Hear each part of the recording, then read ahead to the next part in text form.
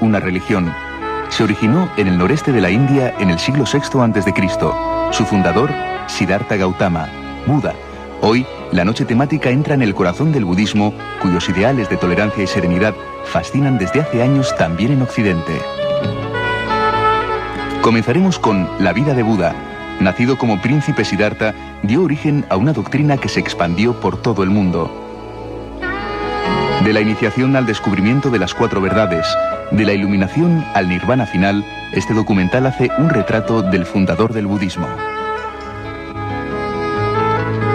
Después nos trasladaremos al corazón del Himalaya para descubrir la vida y las tradiciones de 2 regiones donde impera la cultura budista.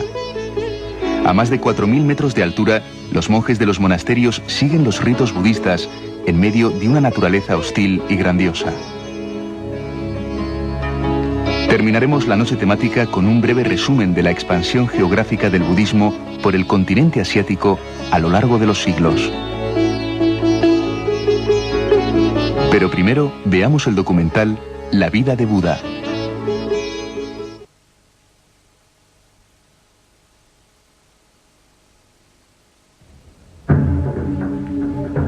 Más de 2.500 años han pasado desde que el Buda Sakyamuni alcanzara el gran nirvana y desapareciera de la vista del mundo. Hoy, la mitad del planeta muestra la influencia de su pensamiento. Buda dijo que cualquiera de nosotros podía llegar a ser Buda. Él decía a sus discípulos: oh discípulos, no aceptéis las cosas porque las ha dicho Buda. Ved las cosas, analizadlas, ponedlas en práctica y entonces aceptadlas. Pero la historia de su vida no es muy conocida. En realidad, Buda fue el primer y el mayor revolucionario, y su primer mensaje es que todos los hombres son iguales.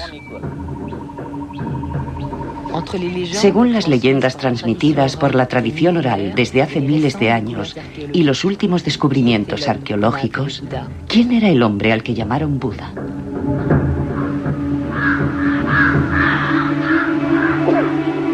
La vida de Buda.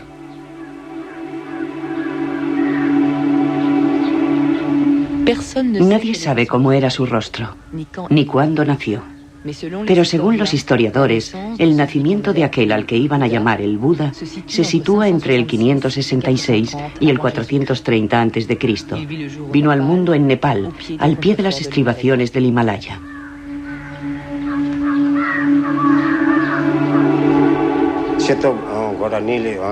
Diez meses antes de que naciera su hijo, la reina Maya Devi tuvo un extraño sueño. Un elefante blanco con 6 colmillos y la cabeza adornada de rojo entró en su seno y se quedó en él como si se incrustase en una piedra preciosa. El rey Suddhodana convocó de inmediato a los adivinos. Estos predijeron que este sueño anunciaba el nacimiento de un maestro extraordinario.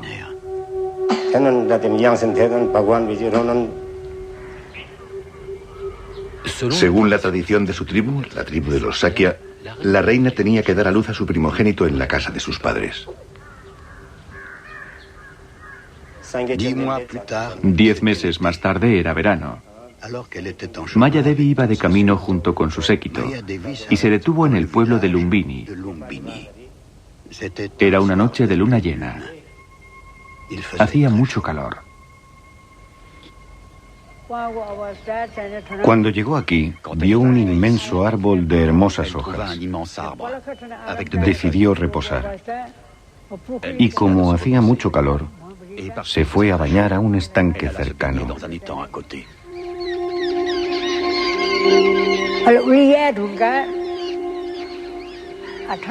Después de lavarse, salió tranquilamente del agua. No había ningún refugio, ninguna casa. Estaba en la jungla. Entonces Maya Devi sintió un dolor agudo. Eran los primeros dolores del parto. Y entonces nació el príncipe Siddhartha, el señor Buda.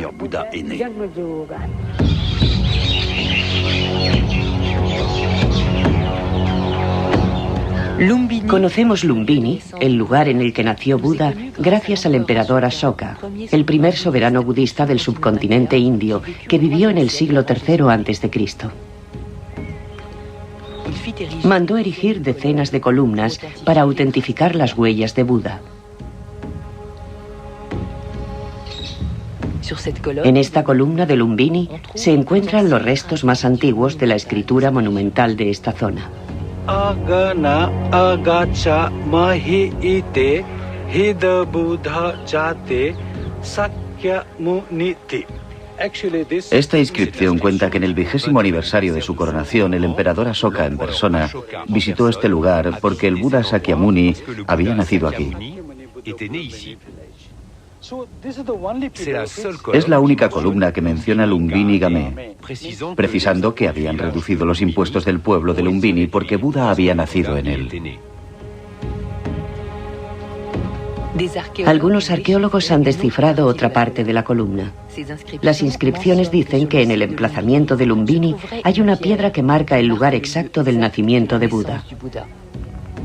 Unas excavaciones recientes han permitido descubrir dicha piedra.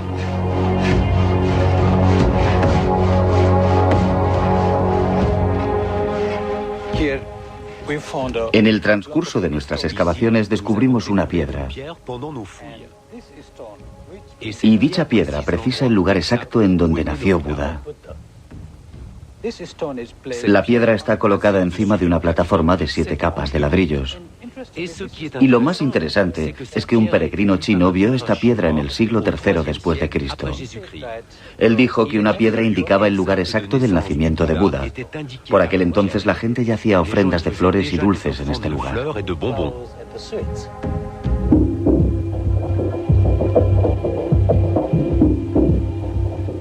La familia del futuro Buda pertenecía a la tribu de los Sakya. En el valle de Katmandú, en el Nepal, todavía podemos encontrar una tribu budista que se llama los Sakya. Desde hace miles de años, la tradición oral ha transmitido la historia de Siddhartha de generación en generación. Hablan de su vida, pero hablan sobre todo del mito. Describen su vida como un camino predestinado, un camino difícil, pero lleno de prodigios y milagros.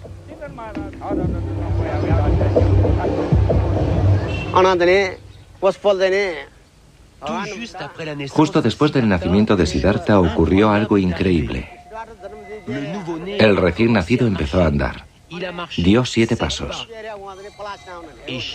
Y cada vez que ponía el pie en el suelo, aparecía una flor de loto.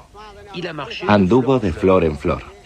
Las flores aparecían espontáneamente. 7 flores de loto.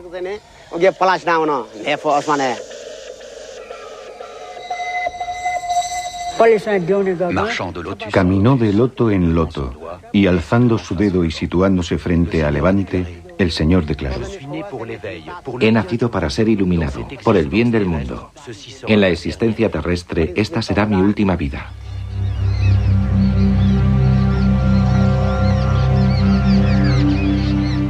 Tras el nacimiento de su hijo, la reina Maya Devi interrumpió su viaje. Volvió al palacio de su marido, el rey Suddhodan, y murió 7 días después del nacimiento del príncipe. Entonces, el niño fue confiado a su tía, la reina Gotama.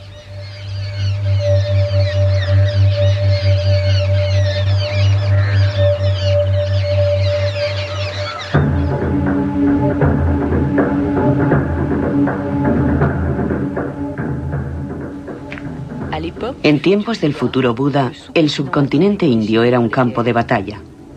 16 grandes reinos en expansión se disputaban el control de numerosas tribus. El reino del padre de Siddhartha se llamaba Kapilavastu. Estaba situado al pie de las primeras estribaciones del Himalaya, en la actual frontera entre la India y el Nepal. No era un reino muy importante, por lo que solo aparece mencionado en los textos búdicos, unos textos que cuentan la vida de Buda y que se escribieron 2 o 3 siglos después de su muerte.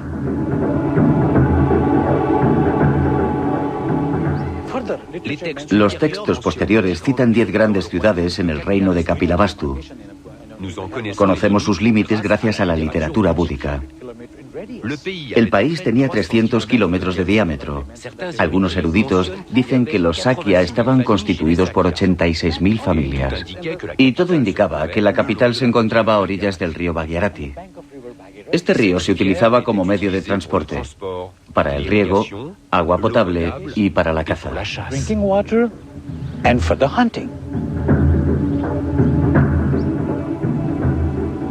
El palacio de Siddhartha ha despertado la imaginación de generaciones de escritores y arqueólogos. Pero ¿dónde se encontraba exactamente?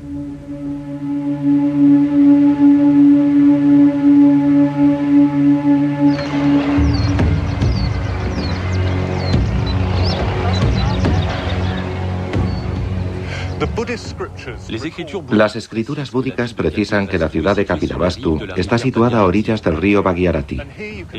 Y aquí, como pueden comprobar, las ruinas de Tiraurakot se sitúan a orillas de dicho río.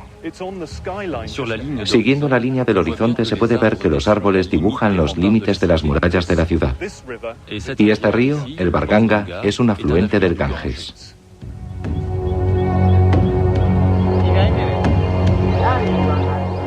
En el siglo V después de Cristo, un peregrino chino, Wen Zheng, buscaba las huellas de la vida de Buda y encontró en Tiraurakot las ruinas de una ciudad fortificada, a la que identificó como la ciudad mítica de Kapilavastu. Detalló con precisión su situación geográfica, a 27 kilómetros de Lumbini, el lugar en el que nació Siddhartha. Las excavaciones arqueológicas bajo la égida de la UNESCO han permitido situar este lugar en el primer milenio antes de nuestra era. El arqueólogo Robin Cunningham ha dirigido recientemente dichas excavaciones.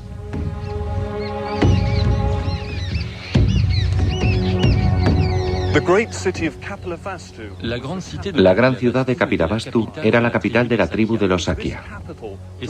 Y en esta capital fue donde se educó Buda. Aquí creció como príncipe. Se sabe que la ciudad fue destruida. Y desde el siglo XIX, los arqueólogos intentan establecer la ubicación de la ciudad perdida de Kapilavastu. Tiraurakot es la tesis más probable, sencillamente porque su topografía es muy similar a la que describieron los peregrinos chinos.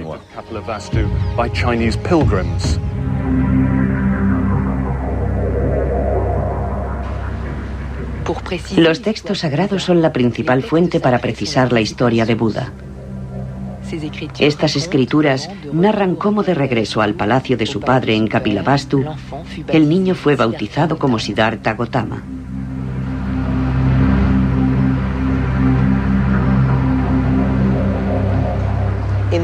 En la tradición india, cuando se bautiza a un niño se realiza una ceremonia. Como este niño tenía un horóscopo magnífico, le dieron el nombre de Siddhartha, que significa aquel que se realiza en la verdad.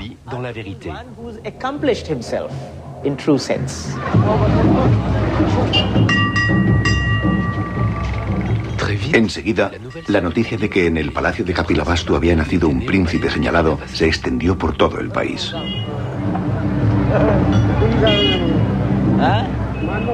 Como manda la tradición, un adivino acudió a rendir culto al niño.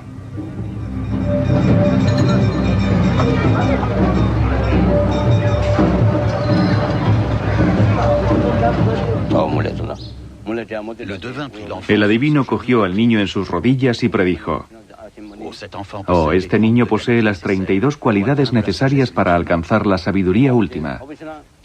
Tomará el camino de la iluminación».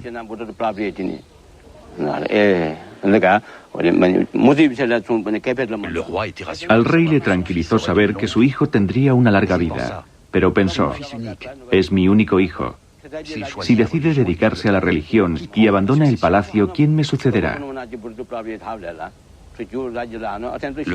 Así que el rey se quedó triste y pensativo. El adivino predijo que si el príncipe elegía la vía religiosa, liberaría al mundo del sufrimiento. Pero añadió también que si nunca salía del palacio, Siddhartha sería el más grande de los reyes. Enseguida, el rey desamparado tomó las medidas oportunas.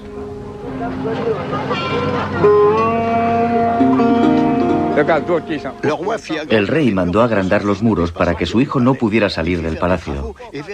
Mandó obras y comprobó que nadie pudiera pasar por encima de los muros. Uno lo consiguió, y después otro. Así que al final el rey mandó construir una muralla inmensa e inexpugnable.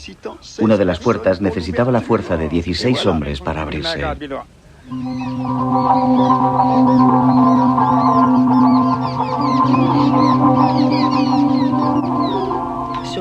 En Tilahuaracot, los arqueólogos han descubierto enterradas las ruinas de una gran muralla. Se trata de la única ciudad antigua fortificada de toda la zona.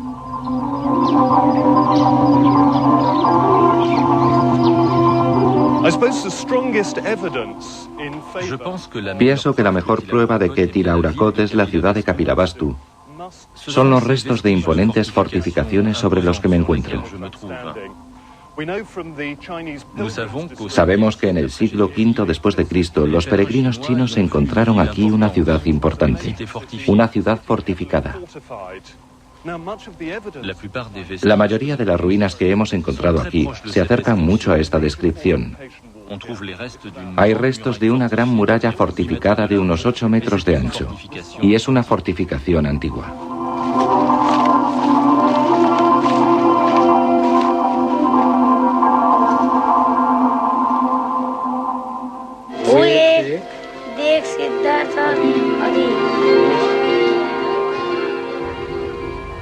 Cuenta la tradición que como consecuencia de las predicciones del adivino, el rey Sudhodan decidió proteger a su hijo Siddhartha de todas las desgracias del mundo, de modo que Siddhartha debió pasar una infancia despreocupada en un palacio maravilloso.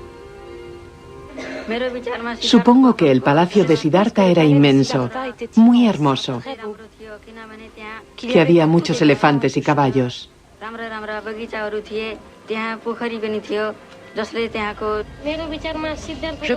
Yo creo que el palacio de Siddhartha tenía que ser magnífico. Los templos del palacio debían ser impresionantes.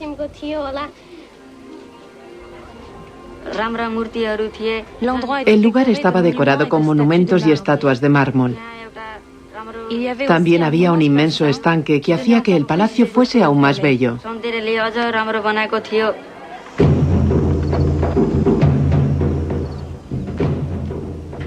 Los estudios arqueológicos recientes dan una idea más precisa y sin duda más realista de las condiciones de vida en la época de Siddhartha. Si queremos intentar imaginar cómo era la vida en la antigua ciudad de Kapilavastu, yo pienso que tenemos que abandonar el concepto clásico descrito por la literatura búdica. No se trata de una ciudad de amplias calles llenas de casas de ladrillos y tejas. Nada de eso existía en la época de Buda. Yo creo que se trataba más bien de pequeños pueblos, de grupos de 20 casas organizadas alrededor de una casa más grande, la del jefe o el rey. Todo ello nos da una idea de vida sencilla, rural, y no como la que se desarrolló posteriormente en forma de urbanización compleja.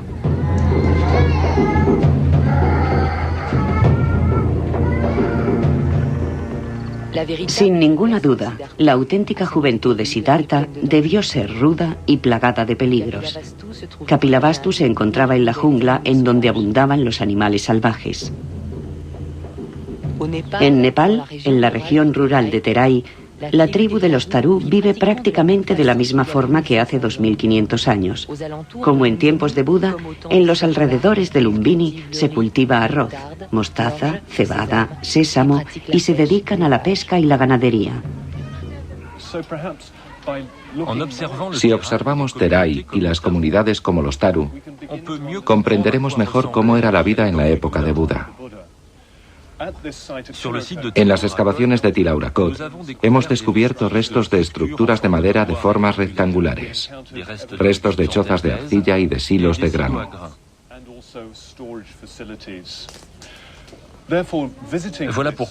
Por eso es muy interesante visitar este poblado Tharu, porque aquí todavía podemos ver ejemplos similares en la vida cotidiana. Este tipo de horno sencillo de arcilla es muy similar a los que hemos descubierto en las excavaciones. Y las estructuras de las casas nos dan una idea de la arquitectura que podía existir en la época de Buda. Y las vasijas, aunque hoy sean de metal, tienen las mismas formas que las vasijas de arcilla que hemos descubierto. Y estas analogías no son de extrañar, ya que todas las materias primas se encuentran en el entorno.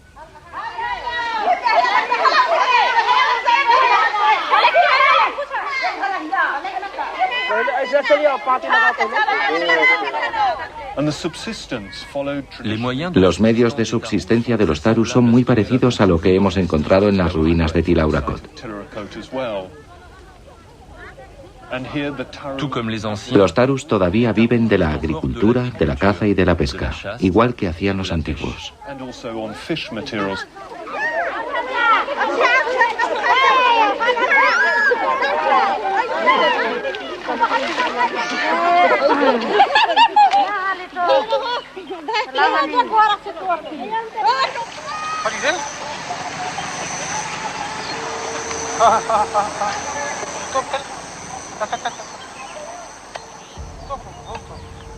Con toda seguridad, la familia de Siddhartha participaba en los trabajos del campo. Cuentan que un caluroso día de julio toda la familia salió a plantar arroz.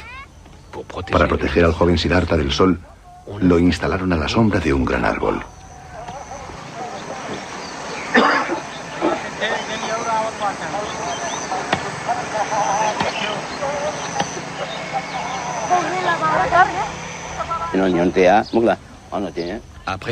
Después de instalar al príncipe, los servidores volvieron al trabajo.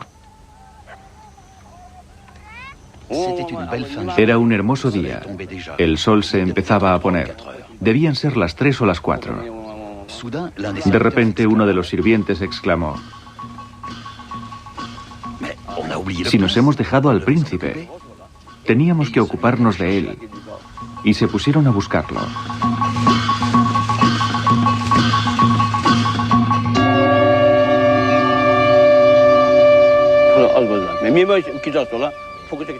Qué extraño. El sol se ponía. Todas las sombras habían cambiado. Pero la sombra del árbol bajo el que se encontraba el príncipe no se había movido. Estaba rodeado de un halo de luz.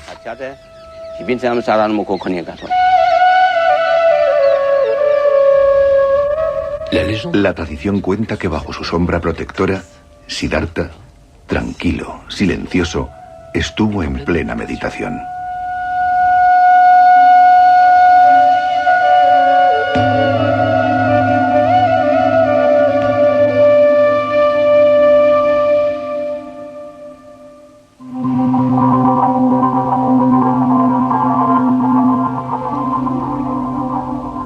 En el siglo VI a.C., en el subcontinente indio se daban todo tipo de costumbres, creencias y lenguas diversas. La religión hindú era la más importante, pero se trataba de una forma primitiva de hinduismo.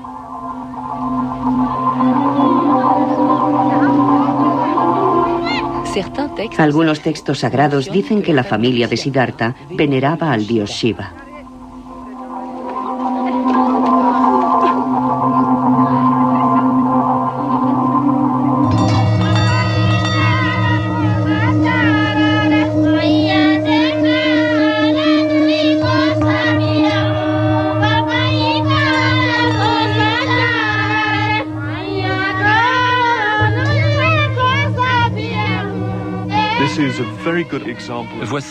Aquí tenemos un buen ejemplo de un templo tradicional Taru.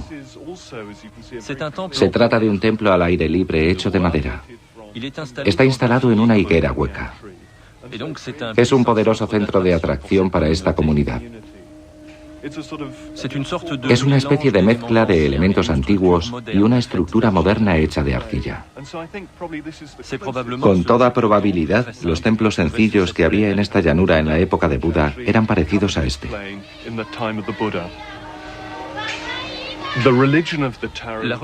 La religión de los Tarus asocia elementos del hinduismo, tal y como vemos aquí en este templo dedicado al dios Shiva.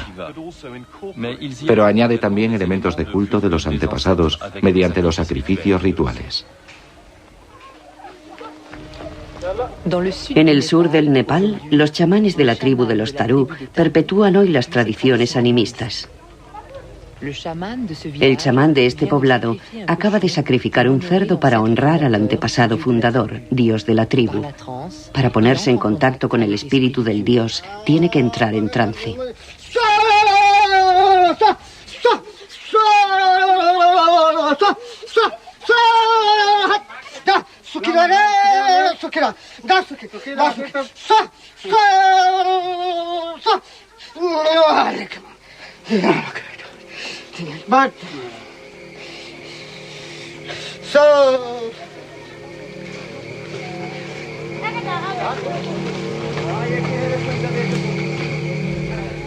Con toda seguridad, el joven Siddhartha creció en este entorno religioso.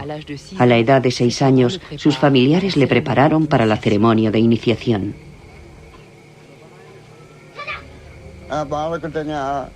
Ha llegado la hora de que reciba la iniciación de nuestra tribu, siguiendo la tradición de nuestra familia.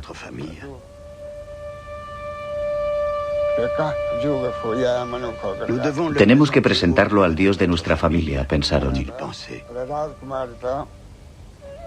Y entonces lavaron al príncipe y lo vistieron con magníficos trajes y joyas. Cuando el príncipe entró en el templo se produjo un milagro.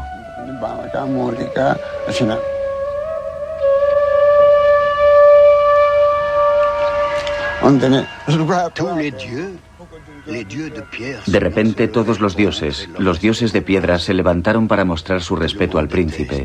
Todo el mundo se quedó estupefacto. Sabíamos que nacerías para liberar a todos los seres del mundo. Has venido a visitarnos, pero en realidad somos nosotros los que tendríamos que postrarnos ante ti.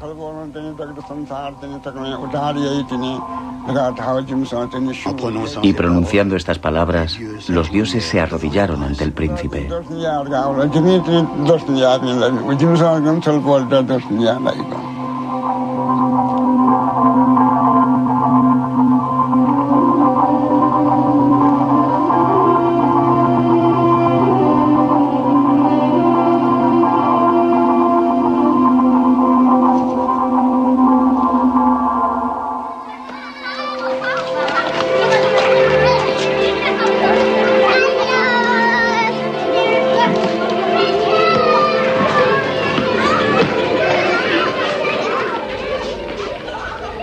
La existencia de la escritura en esta zona del mundo en aquella época no está probada.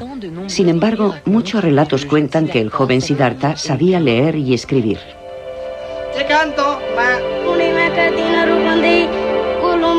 Siendo niño, ya hablaba varias lenguas.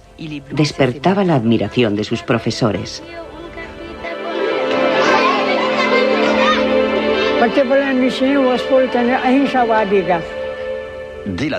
Desde su más tierna infancia, el Señor era muy vivo e inteligente. Era un niño tranquilo que rechazaba los enfrentamientos y las peleas. Era todo amor, amabilidad y compasión, unas cualidades que mostró desde muy temprano. Creía en la tolerancia.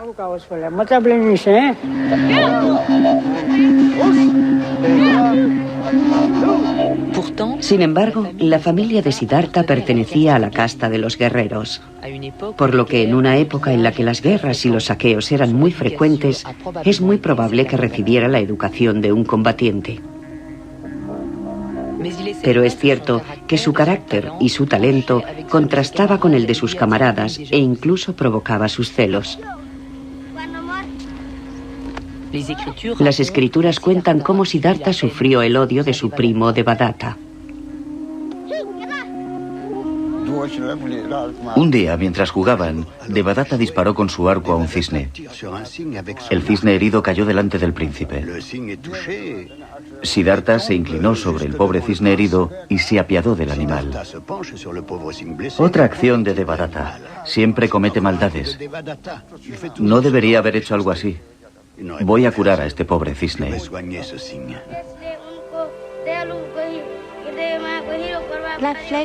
La flecha hizo caer al cisne. Siddhartha se precipitó sobre él. Cogió cuidadosamente al animal en sus rodillas y moviendo sus plumas le quitó la flecha. El cisne se alejó lentamente. Devadatta llegó corriendo para recoger su presa. Cuando vio que Siddhartha la había dejado partir, se enfadó mucho y empezó a gritar que era su presa. Él le había alcanzado con su flecha, así que le pertenecía. El cisne que has herido ya no existe. Lo he curado, le he dado una nueva vida. Ahora es un ser diferente, no es el que tú heriste, de modo que no tienes ningún derecho sobre él, respondió Siddhartha. Como ninguno de los dos quería ceder, fueron a pedir justicia al rey. El rey dio la razón a Siddhartha y culpó a Devadatta.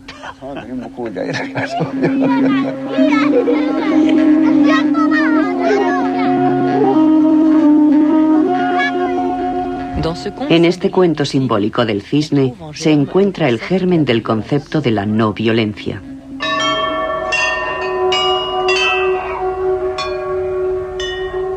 Pero esta parábola inocente esconde con toda probabilidad una realidad más cruel.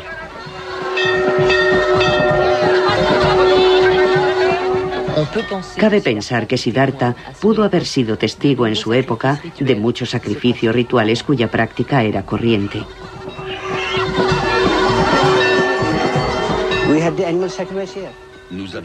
En muchos de nuestros templos se realizaban sacrificios rituales.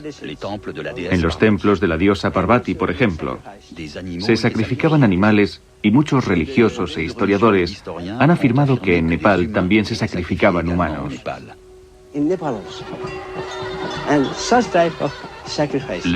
El señor Buda debió pensar que este tipo de sacrificios eran muy crueles.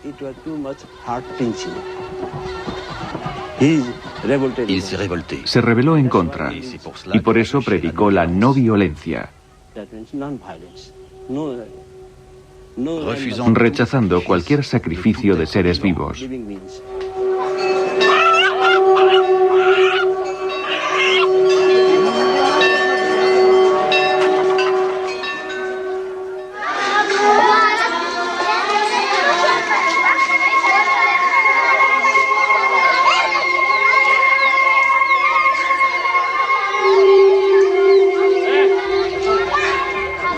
Cuando Siddhartha alcanzó los 16 años de edad, su padre pensó que había llegado el momento de casarlo.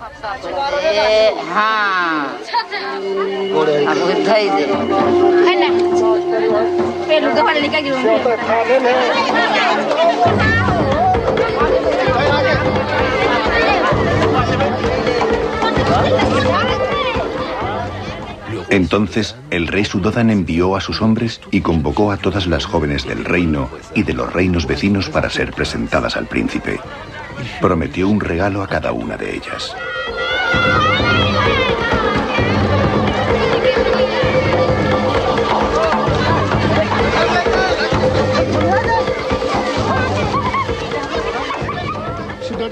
El rey mandó construir 3 palacios. Los palacios se llenaron de muchachas, entre las que el joven príncipe tendría que elegir a su esposa.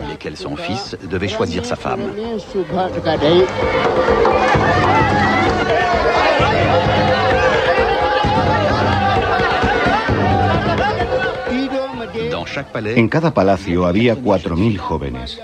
Siddhartha dio un regalo a cada una, pero ninguna de ellas consiguió conquistarle.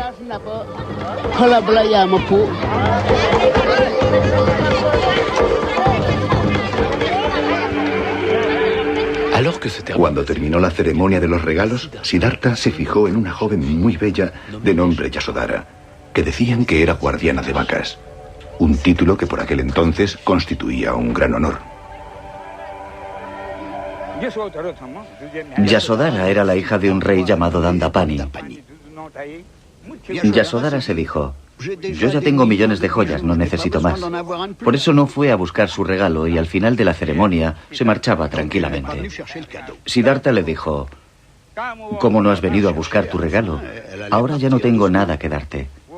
Pero tengo mi collar de diamantes que tiene un valor incalculable. Te lo doy. Y se lo puso alrededor del cuello. Todos los que estaban presentes en el palacio exclamaron: ¿decías que no te gustaban las chicas y le das tu collar de diamantes de incalculable valor. Eso significa que quieres casarte con ella. La quieres, por eso le has dado tu collar. Tú decías, no me gusta, no quiero casarme. Pero amas a Yasodhara, por eso le has puesto el collar alrededor del cuello. Todos estaban muy contentos. Después de eso, el rey Sudhodan fue a ver al rey Dandapani.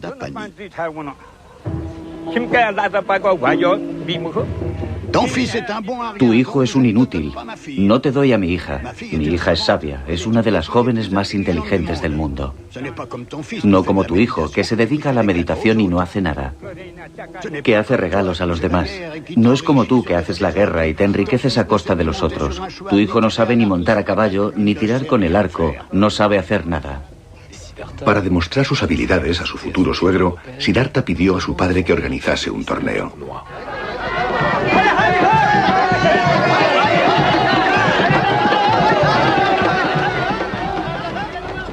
El rey convocó a los mejores arqueros, a los mejores caballeros y a los sabios más grandes para que pusieran a prueba a Siddhartha.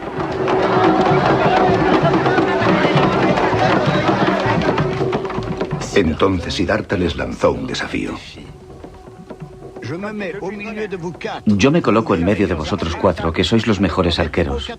Vosotros os colocáis cada uno en una esquina. Disparadme cada uno 15.000 flechas. Los cuatro arqueros empezaron a lanzar flechas desde las cuatro esquinas. Ninguna de las 60.000 flechas consiguió alcanzarle. Ni un rasguño. Ya no nos quedan flechas. Nadie ha conseguido darle. Ninguno de los cuatro mejores arqueros consiguió alcanzarle. Hubo muchas más pruebas, pero Siddhartha superó todas con facilidad. ¡Oh, qué sorpresa! Toda la asamblea estaba impresionada. Ha ganado todas las pruebas. Entonces el rey Dandapani fue hacia Siddhartha y le dijo: mi príncipe, perdóname, te he maltratado. Me inclino ante ti porque has vencido a todos. Te concedo a mi hija.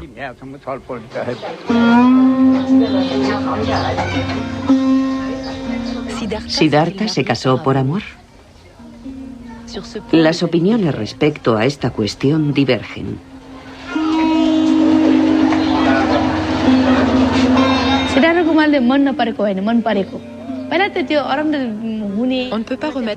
No podemos cuestionarnos el amor que sentía Siddhartha por su futura esposa. Él la amaba. El matrimonio es una experiencia. Se casó porque consideraba que dicha experiencia era necesaria y lo hizo por amor.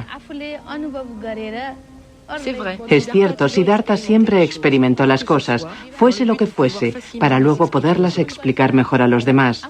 Explicarles cómo se puede amar en el matrimonio.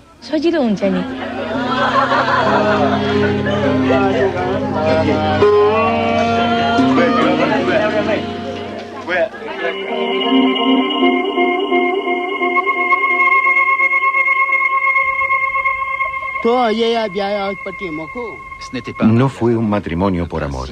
El príncipe Siddhartha no tenía edad para ello. Pero le casaron contra su voluntad para que no abandonase el palacio.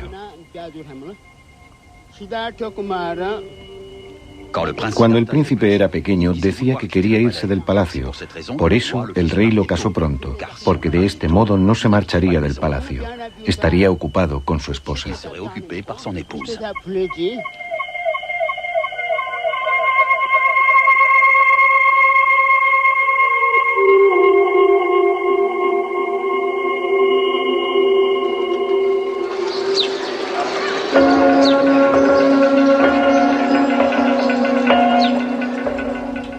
Así pasaron 13 años y Siddhartha cumplió los 29.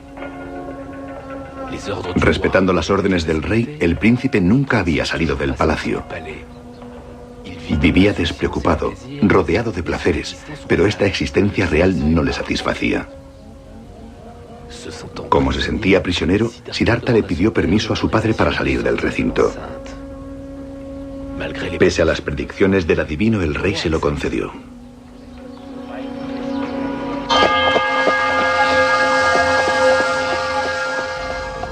Junto con su fiel servidor, Sandaka, salió del palacio por primera vez.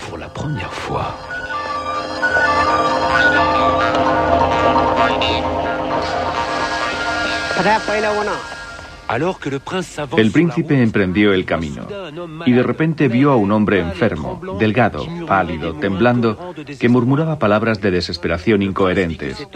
El príncipe vio que aquel hombre estaba entre la vida y la muerte. ¿Quién es este hombre?, preguntó el príncipe. Oh, es un hombre enfermo. La enfermedad ha acabado con sus fuerzas. Es un proceso normal.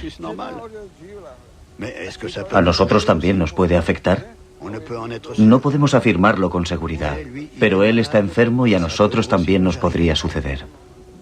El príncipe, conmovido, le pidió que se marchasen.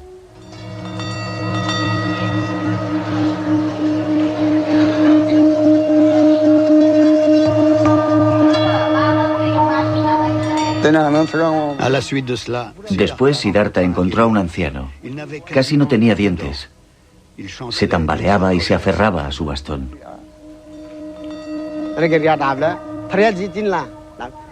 ¿Nos pasará a todos o es una desgracia que le ha tocado a él? Nos pasará a todos nosotros, mi príncipe. Envejecemos desde que nacemos y algún día todos acabaremos así. Al escuchar estas palabras, el príncipe se dijo: este mundo es efímero, y prosiguieron el camino.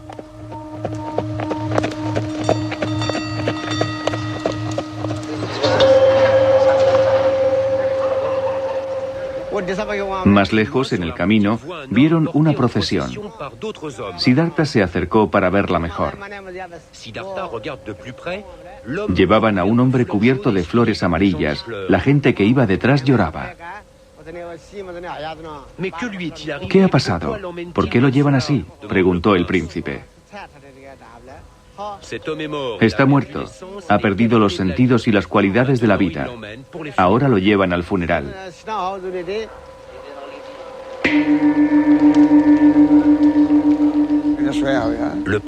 El príncipe dijo: no me gusta, volvamos a casa.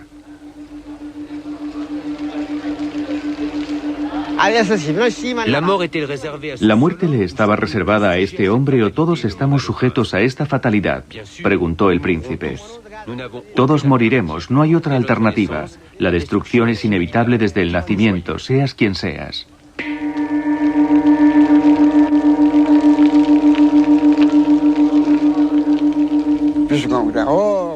Entonces vieron a un asceta. Cuando el príncipe vio a este monje que llevaba una túnica amarilla y una escudilla de mendigo en sus manos, de repente todo tuvo sentido. Decidió seguir la misma vida.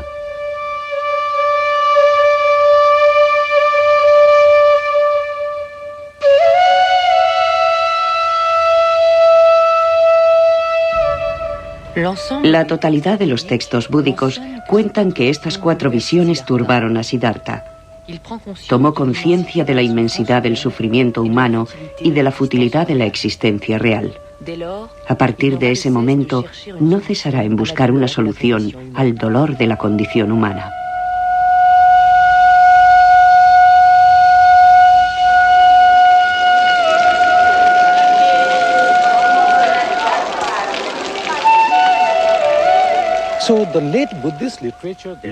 La literatura búdica tardía habla de estas 4 visiones. Yo no lo creo.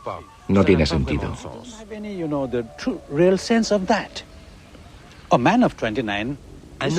Un hombre de 29 años debería saber que envejecemos, que te puedes poner enfermo y que morimos. Mi idea personal es que, teniendo en cuenta el contexto económico y social, las tradiciones de esta época, el sistema político que era el feudalismo, las incesantes guerras entre clanes, entre reinos, ataques, saqueos, represalias. Pues bien, Siddhartha vio todo esto. Siddhartha ha vu cela. ¿Por qué hacen esto? ¿Por qué se matan por cosas materiales? Y si nos atenemos al contexto religioso, se realizaban sacrificios. De modo que son estas condiciones, sociales, económicas, políticas y religiosas, las que le provocaron el deseo de salir en busca de la verdad.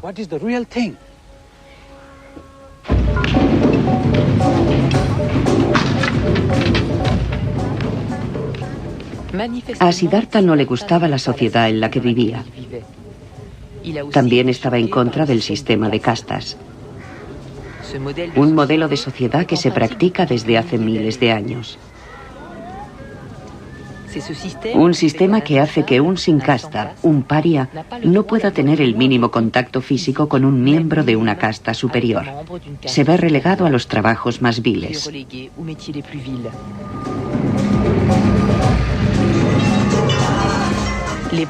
Los brahmanes, la casta superior de este sistema, son sacerdotes y astrólogos oficiales. Cuando un niño nace, predicen su destino, su trabajo y con quién se casará.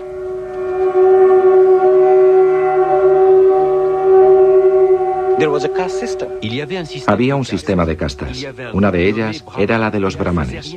No hacían nada, pero tenían una vida maravillosa. Seguro que Siddhartha lo vio y se dijo: todas las lágrimas son saladas. La sangre siempre es roja. Entonces, ¿por qué unos son brahmanes y otros parias?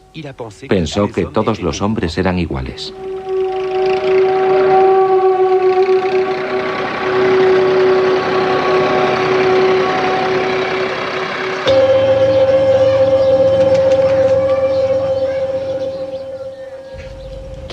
Abandonar definitivamente el palacio se convirtió en una obsesión para Siddhartha.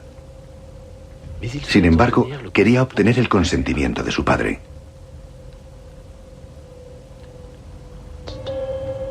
Una noche, el príncipe decidió hablar con él.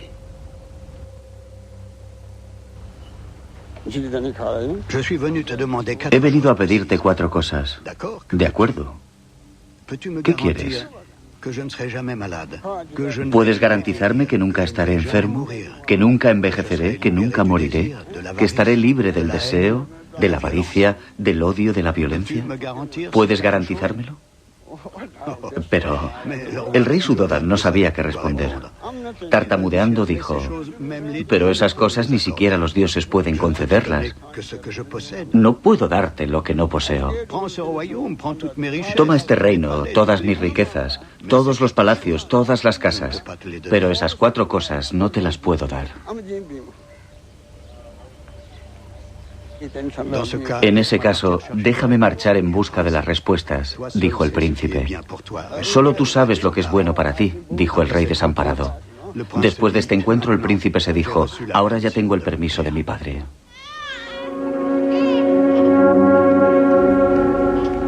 Un acontecimiento precipitó su decisión. Después de 13 años de matrimonio, Yasodhara dio un hijo a Siddhartha.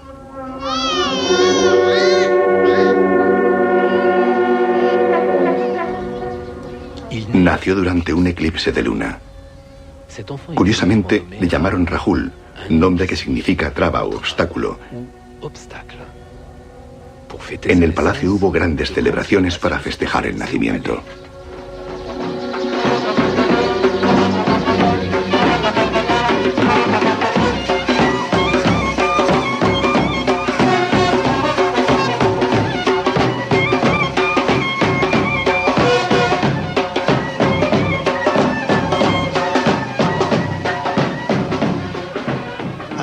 Se convierte en padre justo cuando pensaba huir. Oh, Dios mío. Como se llama Rahu, mi hijo tiene el poder de paralizar el sol y la luna. Mi hijo es un Rahu y ahora me retiene aquí. Su nombre era Rahu, por eso lo cambiaron a Rahul. No es bueno, Rahul no me dejará. Ahora no puedo seguir aquí.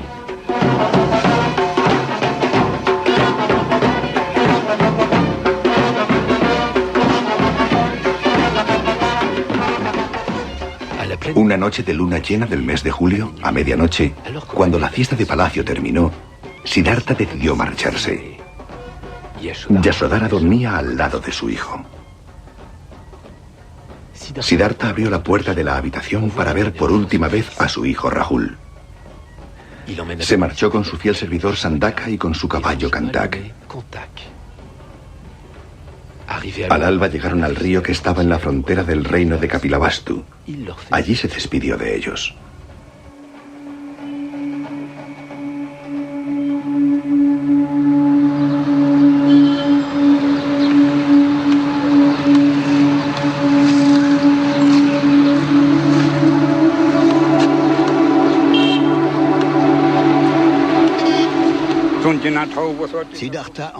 Siddhartha se quitó la ropa y las joyas y se las dio a su servidor. Le dijo: toma, dale todo esto a mi familia.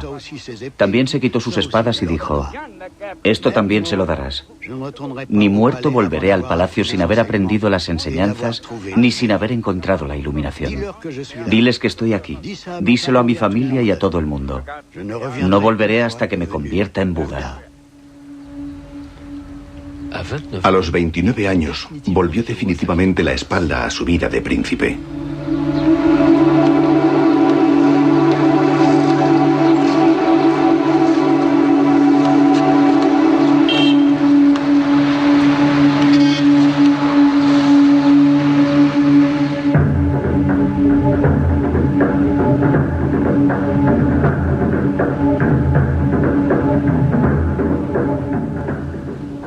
Después de abandonar el palacio de su padre, Siddhartha descendió el valle del Ganges.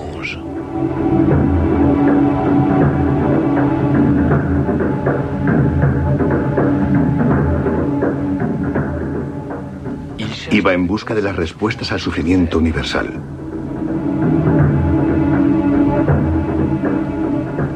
Quería descubrir un remedio para el dolor del nacimiento, para el malestar, para la enfermedad, para la vejez y para la muerte.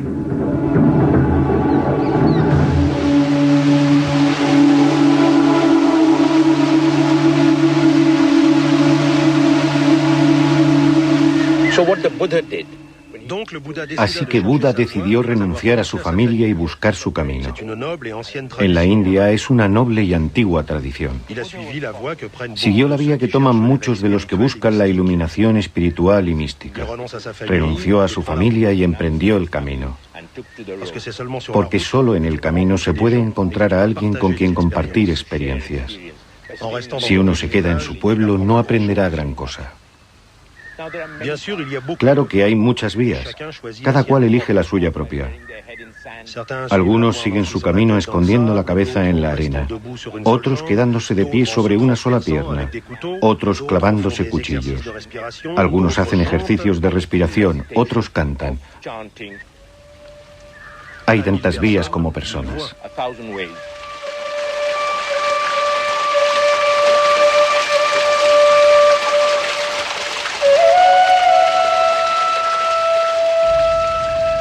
Siddhartha fue en busca de un maestro religioso, un gurú, para ayudarle en su conquista espiritual.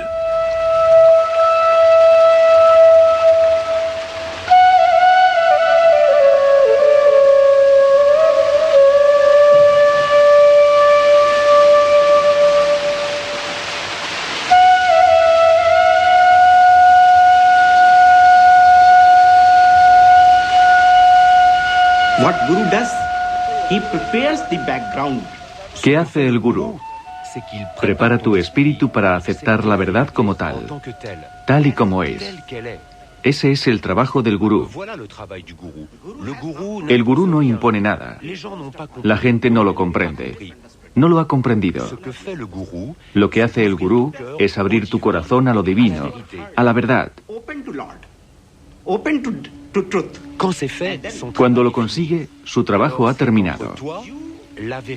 Así que todo ocurre entre tú, la verdad y lo divino. Tú y no otro.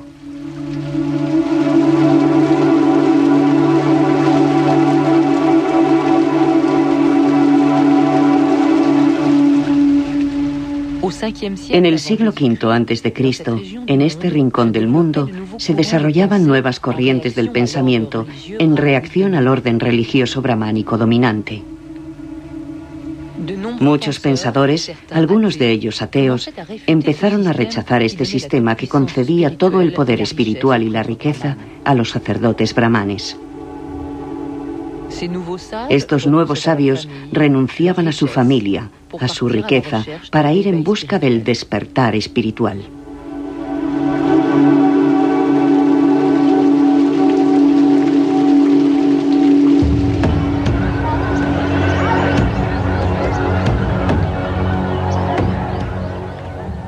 Después de dejar a su primer maestro, Siddhartha se dirigió más hacia el sur, a la ciudad fortificada de Rajir, la capital del poderoso reino de Magadha. Los textos búdicos cuentan que su rey, Bimbisara, era bueno y justo, muy sensible con las nuevas corrientes de pensamiento. Ofrecía protección a todos los sabios que pasaban por su reino. Todavía hoy se pueden contemplar las ruinas de los 48 kilómetros de fortificaciones que rodeaban la ciudad.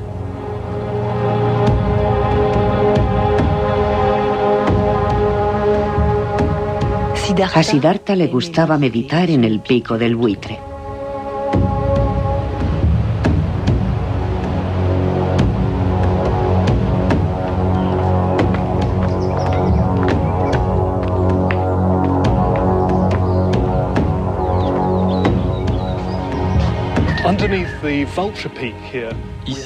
Aquí, encima del pico del buitre, se encuentra una de las numerosas grutas de los alrededores de la ciudad de Rajir.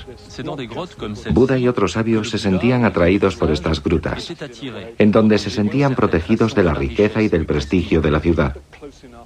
Pero al mismo tiempo estaban lo suficientemente cerca para poder recibir comida y donaciones. Y estas grutas todavía hoy desempeñan un importante papel para los peregrinos. Ustedes mismos pueden ver las hojas de oro que pegan los peregrinos del sureste de Asia.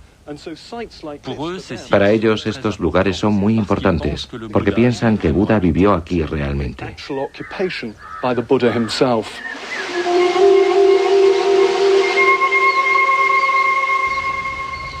Las escrituras búdicas dicen que Siddhartha impresionó tanto al rey Bimbisara que éste le ofreció su protección.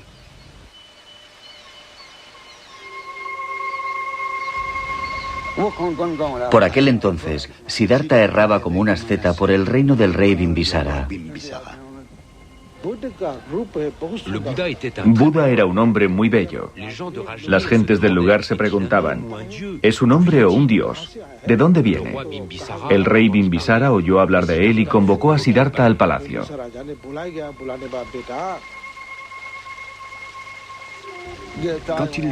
Cuando lo vio, el rey Bimbisara se quedó estupefacto.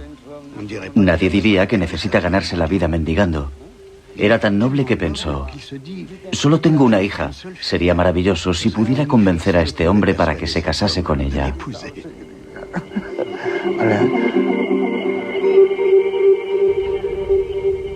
El rey Bimbisara le ofreció la mitad de su reino.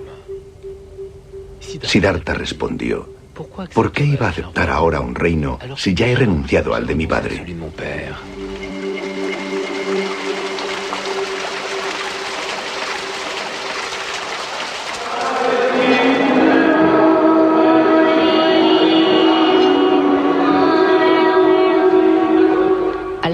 Por aquel entonces, en Rajir, se encontraba un famoso maestro, Mahavira Jina, que significa gran jefe conquistador. Era el fundador de la rigurosa religión jainí. Mahavira consideraba que hacer el mal nos envenenaba. Él profesaba la no violencia absoluta, incluso hacia los animales.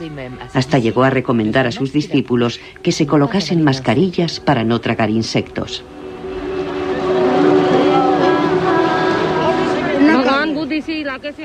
Buda también provenía de esta región. Vivieron en la misma época, pero existe una diferencia en sus teorías. La enseñanza de Buda no es fuerte, mientras que la enseñanza del maestro Mahavira, el jainismo, es fuerte. Nosotros aplicamos estrictamente los principios de Mahavira, como la no violencia, la verdad, el celibato. Y para poder seguir sus principios caminamos y mendigamos nuestra comida para sobrevivir. Rezamos por la mejora de la raza humana. Aunque los dos vivían en Rajir, en la misma época, no se puede afirmar que el futuro Buda se encontrase con Mahavira. aunque algunos historiadores jainís piensan que Mahavira influyó en el joven Siddhartha durante su periodo ascético.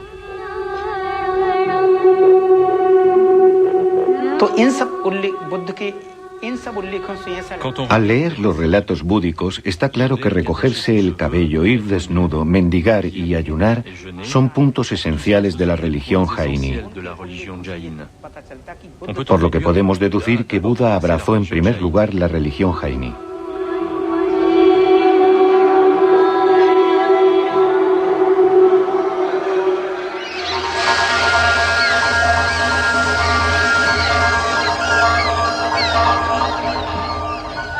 Sea como fuere, las escrituras precisan que en total estudió con 6 maestros espirituales diferentes. Ninguna de sus doctrinas respondía a las cuestiones que él se planteaba.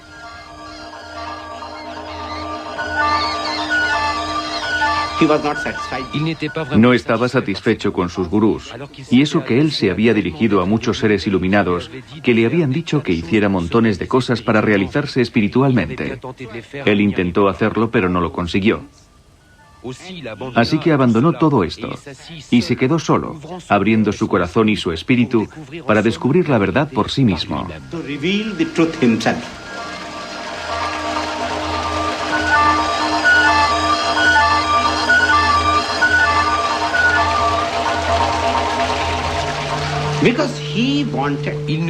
Porque él quería que ninguna verdad le fuera impuesta como tal.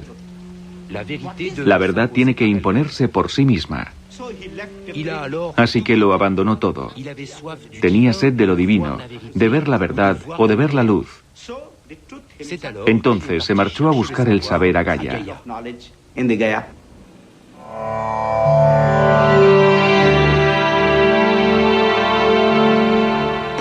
Prosiguiendo con su viaje en busca de la verdad, encontró a 5 compañeros. Recorrió con ellos el valle del Ganges. Cuenta la leyenda que los campesinos les daban de comer. Para proteger su meditación, extendían brasas para alejar a las serpientes.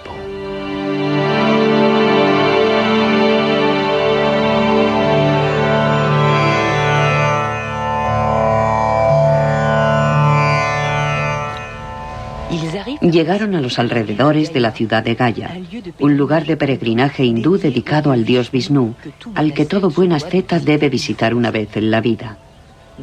En la religión hindú, Gaya es uno de los lugares esenciales para mejorar el karma, es decir, el ciclo de las sucesivas reencarnaciones. En la literatura búdica no se hace ninguna referencia a este peregrinaje, pero sería de extrañar que Siddhartha no lo hubiera efectuado.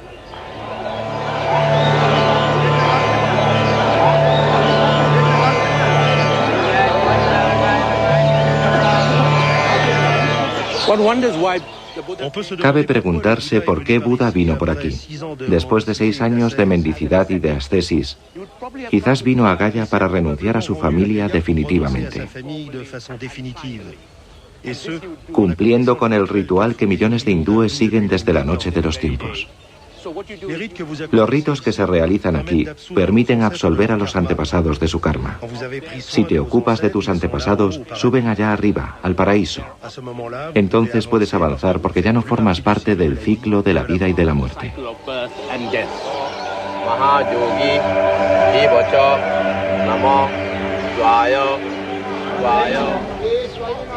Muchos reprochaban a los brahmanes que justificasen el sufrimiento, prometiendo el paraíso en la próxima reencarnación. La gente del pueblo creía que si sufrían en sus vidas era porque Dios así lo había decidido. Tenían que expiar las faltas cometidas en vidas anteriores.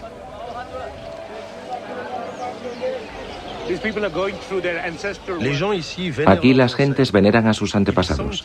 Santifican el karma residual de sus antepasados para que no renazcan bajo la forma de gatos, de perros o de pájaros.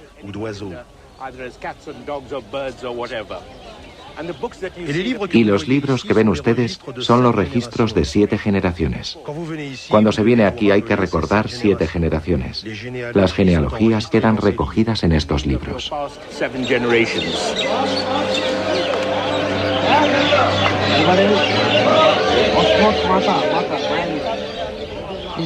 En la época de Siddhartha, los brahmanes ya controlaban el peregrinaje.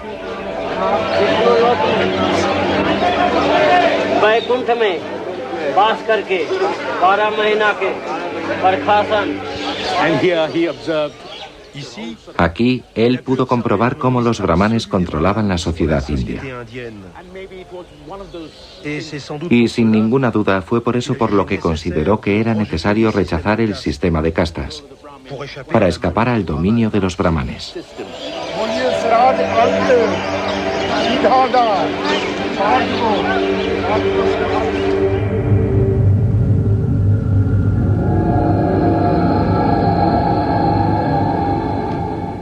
Las escrituras búdicas precisan que fue en esta época cuando abandonó todas las religiones tradicionales.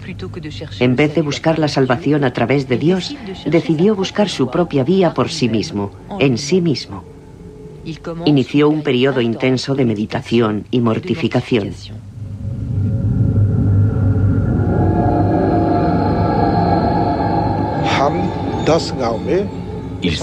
Se dijo a sí mismo que iría a mendigar a 10 pueblos, luego a 5 pueblos, después a 2 y más tarde a un solo pueblo. Redujo el número de familias que le proporcionarían comida. Después decidió visitar solo una casa. Cuando tenía comida, comía, y cuando no, ayunaba. Después dejó de aceptar todo alimento, y entonces cuando una hoja caía de un árbol se la comía. Cuando llovía, bebía agua de lluvia.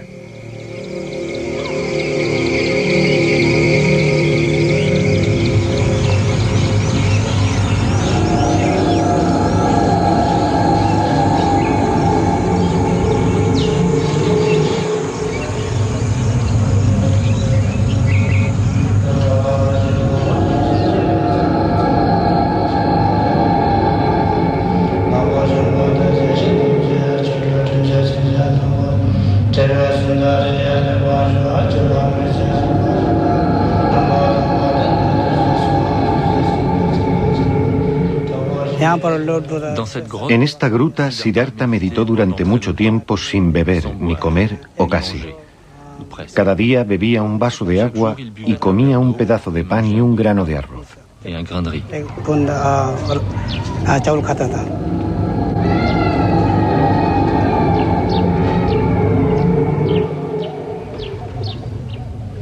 En esta gruta cerca de Gaya, los años de austeridades y de intenso ayuno le llevaron al borde de la muerte.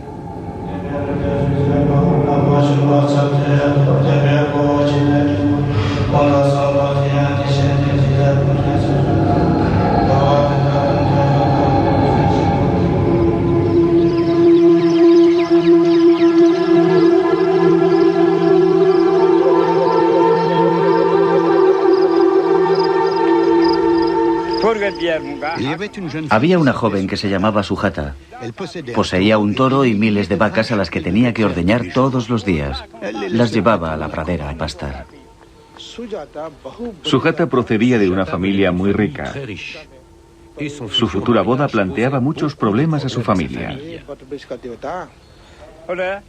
Llegó ante Siddhartha y viéndole esquelético, juntó las dos manos y se puso a rezar. Mi señor, te pido perdón. Sin comer vas a morir.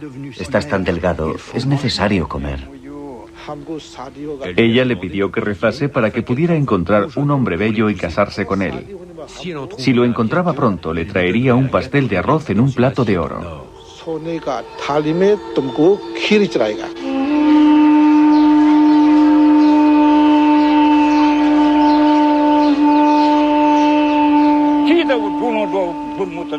Hirvió leche con miel y arroz y se la llevó a Siddhartha. Mi señor, come esto. Y él lo comió. Cuando terminó de comer, ella le dijo: mi señor, es necesario comer todos los días.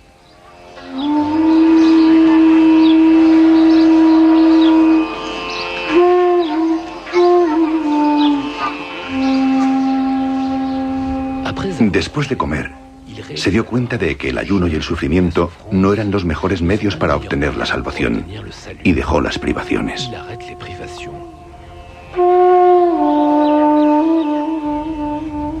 Sus 5 compañeros, pensando que había renunciado a su búsqueda espiritual, le abandonaron con desprecio, sin comprender a dónde quería ir a parar Siddhartha.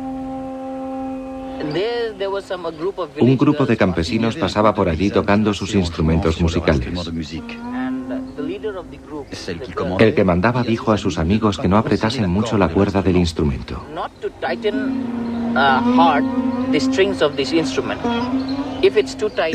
Si está demasiado tensa, se rompe. Y si está demasiado suelta, la música no es buena. Y Siddhartha tomó aquello como una enseñanza importante, la enseñanza de la vía del medio.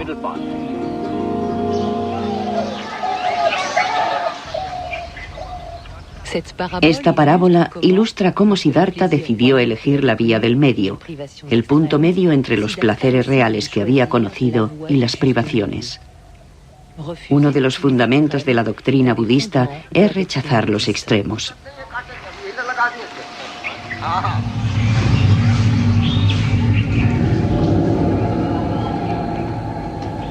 El camino de Siddhartha le llevó a 5 kilómetros de Gaya. Allí se sentó bajo un árbol durante semanas para meditar. Utilizó la técnica de meditación que consiste en concentrarse únicamente en la respiración. Buscaba así la solución última al malestar, a lo que hace al hombre desdichado, a cualquier tipo de sufrimiento como el nacimiento, el alejamiento de los seres queridos, la frustración, la enfermedad, la vejez, la muerte.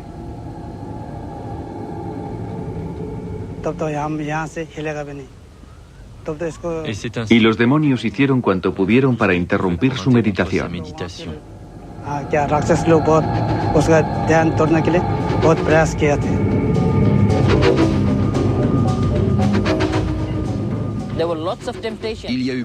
Tuvo muchas tentaciones. En los libros se las atribuyen a un demonio llamado Mara. Las tentaciones de Mara y de sus hijas. Mara intentó tentarle de múltiples formas, mostrándole visiones de jóvenes hermosas y todos los placeres de la vida. Pero Buda venció a las tentaciones, dándose cuenta de la futilidad de la lujuria.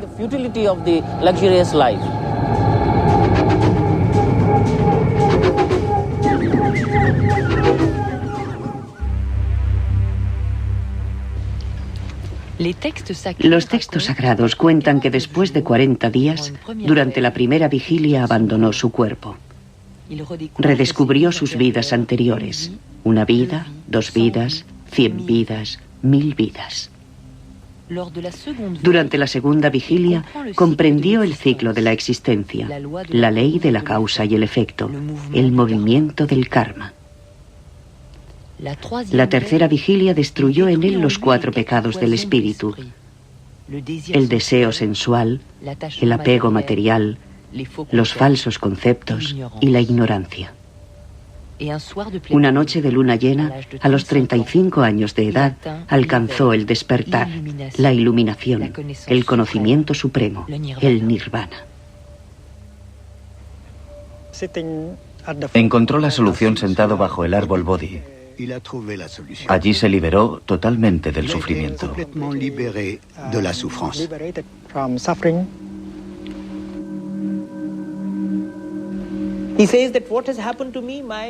Dijo, lo que me ha ocurrido es que mi espíritu está ahora libre de toda clase de impresión. Ahora es libre, ha alcanzado la pureza.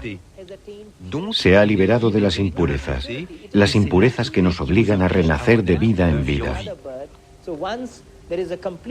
En cuanto hay un cese completo del deseo, un cese completo de lo que podríamos llamar la protección mental, cualquier persona se convierte en un iluminado. Cuando Buda se convirtió en Buda, alcanzó la iluminación. Es como una llama que se apaga. Cuando una llama se apaga, ¿a dónde va?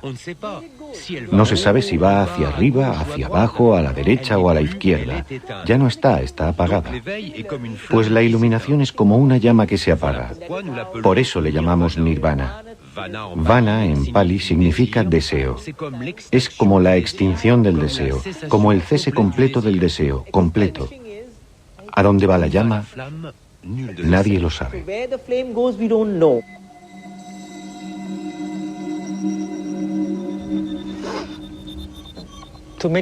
Con la meditación profunda, se descubre que hasta las ideas como ser o no ser, el nacimiento y la muerte, venir o marchar, son falsas ideas.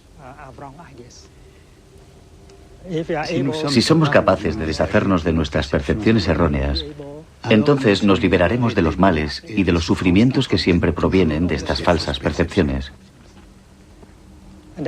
Por eso, conceptos como nacer, morir, venir, partir, ser o no ser, deberían borrarse por medio de la práctica profunda de la meditación. Y cuando se consiguen eliminar estas nociones, entonces es libre y ya no se tiene miedo. Y no tener miedo es la base de la verdadera felicidad.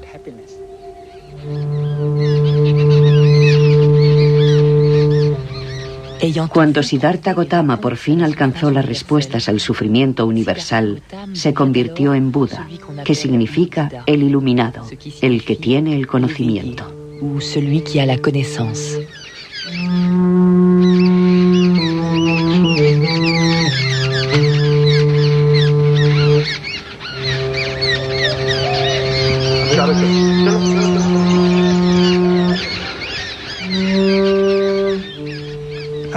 Tras la iluminación, Buda pasó varios días al pie del árbol Bodhi para apreciar su felicidad, su iluminación, aunque estaba en contacto con los niños y las gentes del pueblo.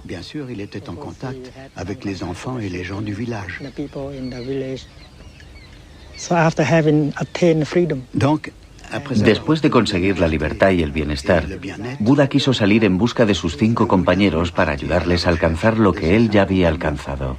Et les aider à atteindre ce qu'il avait atteint.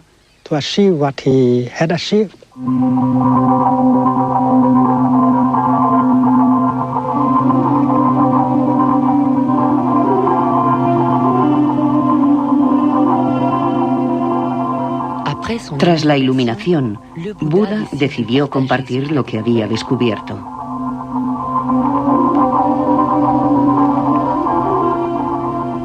Y recorrió 300 kilómetros atravesando los ríos y los bosques.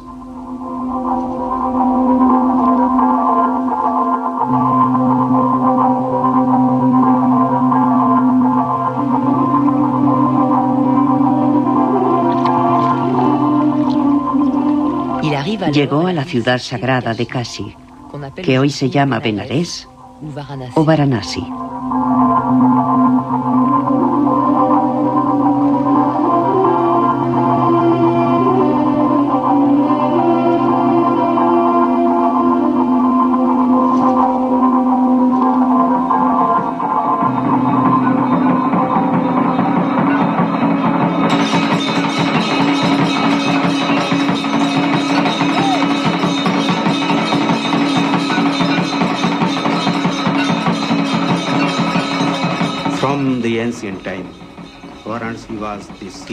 Desde tiempos antiguos, Benares es el centro del saber.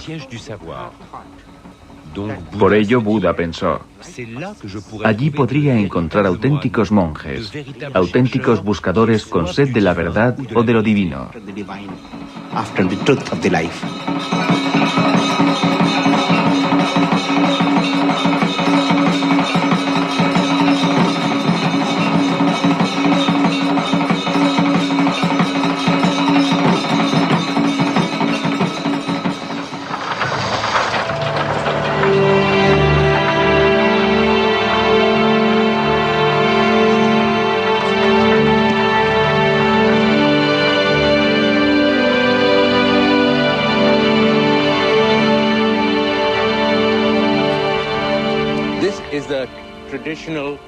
Esta es una ruta tradicional que los peregrinos hindúes toman cuando vienen a Benares.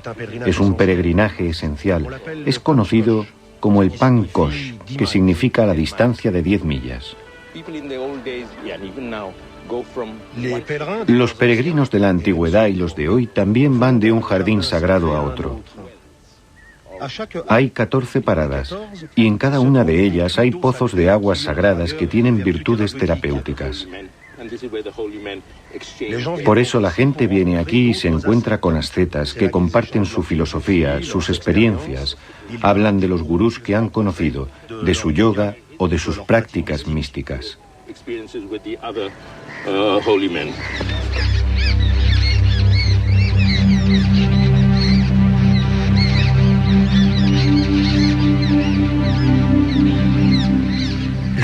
Buda tomó el camino de los peregrinos en busca de sus compañeros.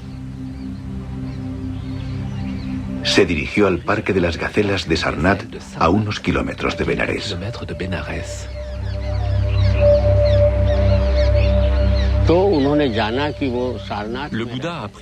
Buda se enteró de que sus compañeros vivían en Sarnath, en el Parque de las Gacelas. Allí había muchas gacelas y ermitas. Sarnath es el nombre moderno.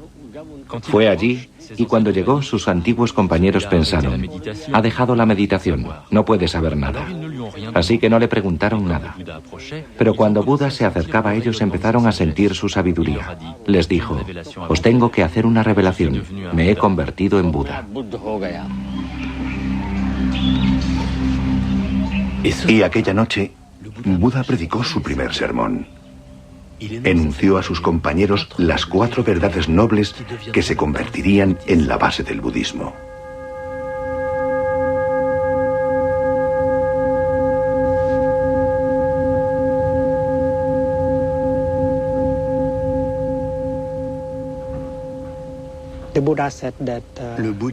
Buda dijo que el malestar, el sufrimiento existen. Y no hay que ser budista para aceptar este hecho, porque la gente sufre en todo el mundo. Reconocer que el sufrimiento existe es muy importante.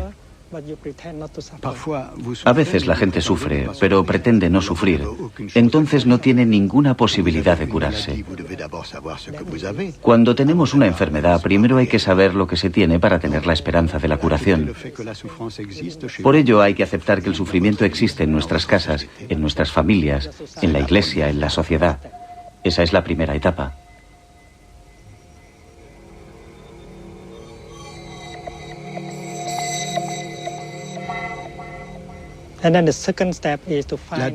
La segunda etapa es buscar la segunda verdad noble.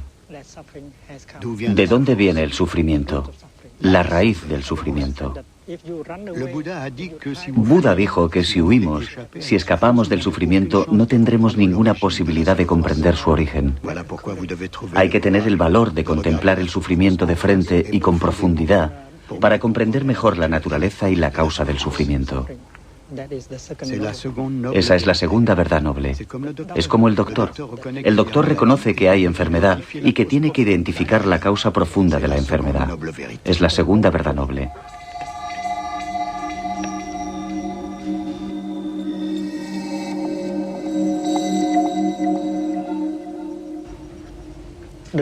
El doctor dice, esta enfermedad puede curarse. Es la confirmación de que el sufrimiento puede detenerse, transformarse. Es la tercera verdad.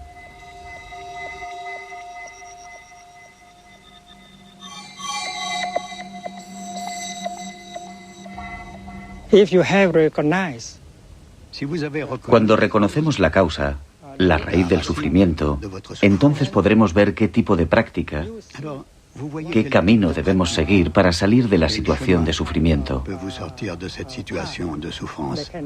Es la cuarta verdad noble.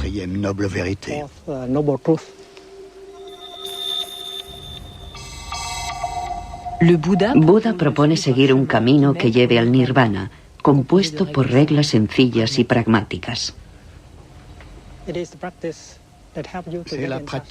La práctica es la que nos permite entrar en contacto con las maravillas de la vida, la que nos conduce a la felicidad, al bienestar en nuestra situación.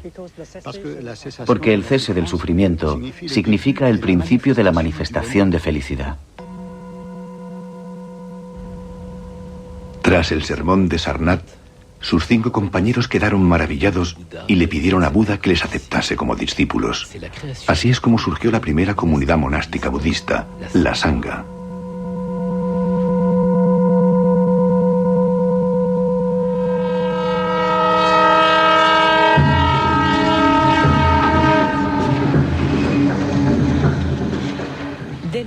Después, Buda recorrió la India de norte a sur, en todas las direcciones de un inmenso territorio.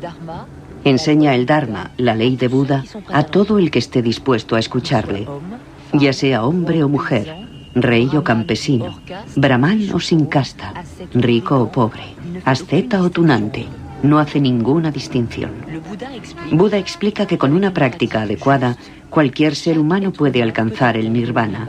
Un mensaje revolucionario para la época.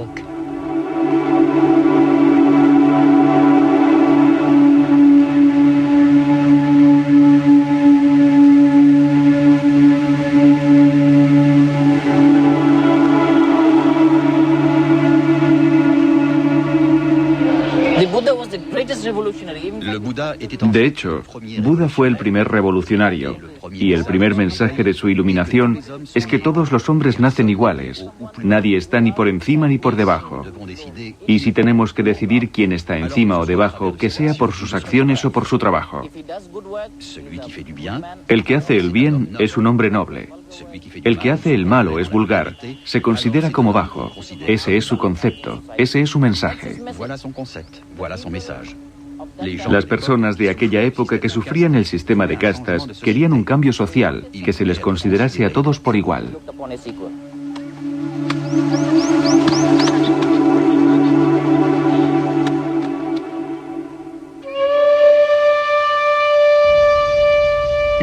Buda también enseñó conceptos tan complejos como la no permanencia, la vacuidad, el no ser, bajo forma de preceptos y de pequeños cuentos que todos pudiesen comprender.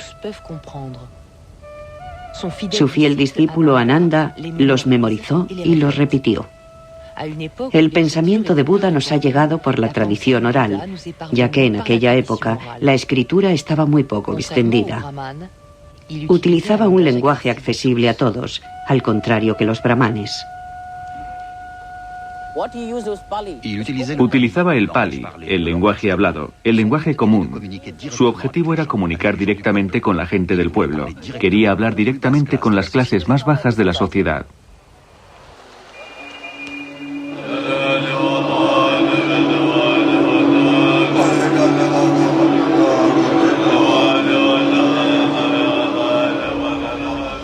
La comunidad de los monjes mendicantes, la Sangha, se desarrolló.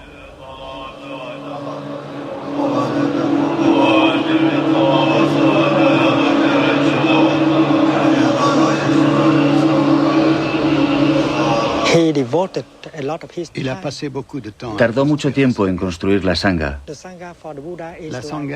Para Buda, la Sangha era lo que un instrumento es para un músico. Sin un instrumento no se puede tocar música.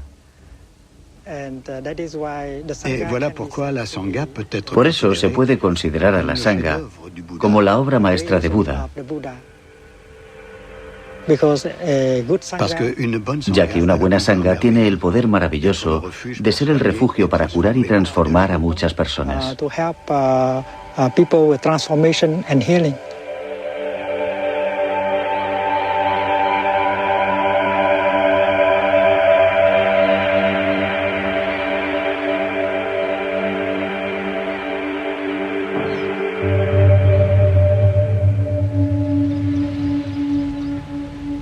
Buda enseñó su doctrina, la ley del Dharma, durante más de 40 años.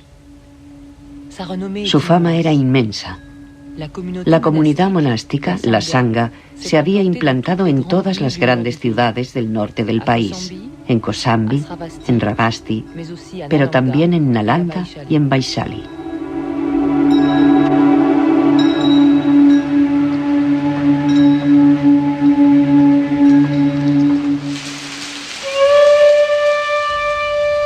A los 80 años, durante la retirada de la estación de las lluvias, en la ciudad de Vaishali, Buda cayó enfermo.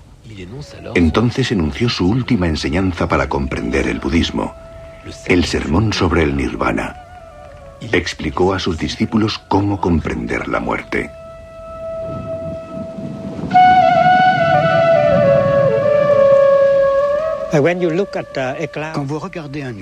Cuando ven una nube, ustedes piensan, esa nube existe.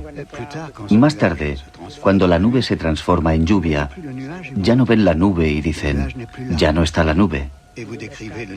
Y ustedes descubren la nube como inexistente. Pero si miran bien, pueden ver la nube en la lluvia. Y así es como una nube no puede morir.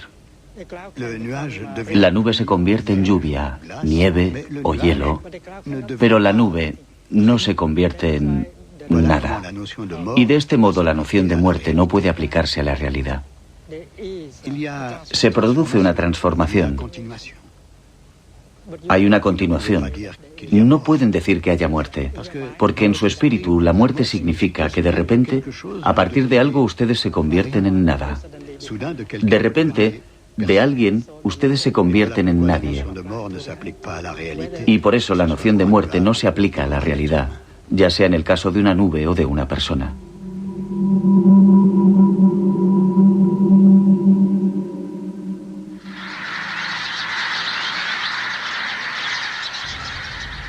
Algún tiempo después, Buda se dirigió al pueblo de Kusinagar.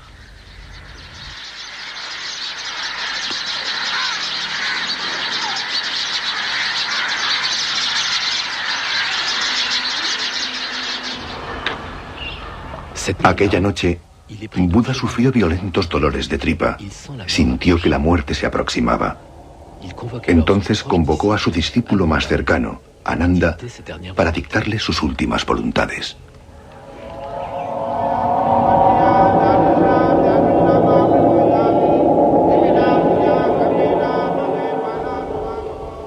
Ananda le preguntó, «Oh Señor, ¿qué deberemos venerar?» «Yo nací en Lumbini», respondió Buda. «Es uno de los lugares a donde iréis. Fui iluminado en Bodhigaya. Enuncié la ley del Dharma en Sarnath. Y aquí, en Kusinagar, voy a alcanzar el Nirvana. He aquí 4 lugares a los que podéis ir».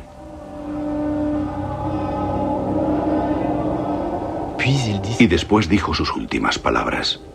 La degradación y la muerte son inherentes a todos los seres, pero cada cual puede obtener el derecho a evadirse de ellas. No dejéis de luchar. Buda murió una noche de luna llena y alcanzó el Mahapara Nirvana.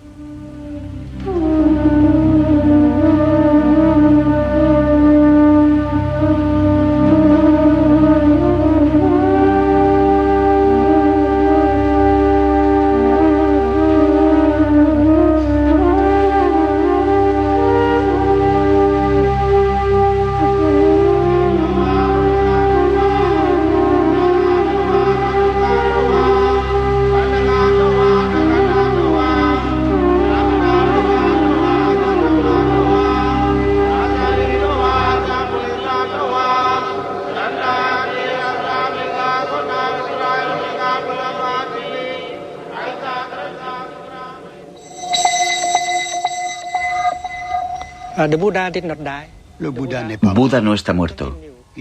Sigue con nosotros a través de la Sangha y la ley del Dharma. Buda está presente aquí y ahora. Cada uno de nosotros puede convertirse en Buda. Es lo que dijo Buda, ya seas hombre o mujer, negro o blanco, marrón o rojo, todos podemos alcanzar la iluminación.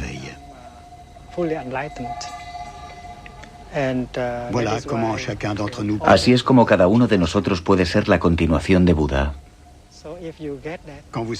Cuando se sabe esto, ya no se tiene miedo. Y cuando ya no se tiene miedo, cuando se alcanza esa sabiduría, te haces sobrenatural. Ya no eres un mortal.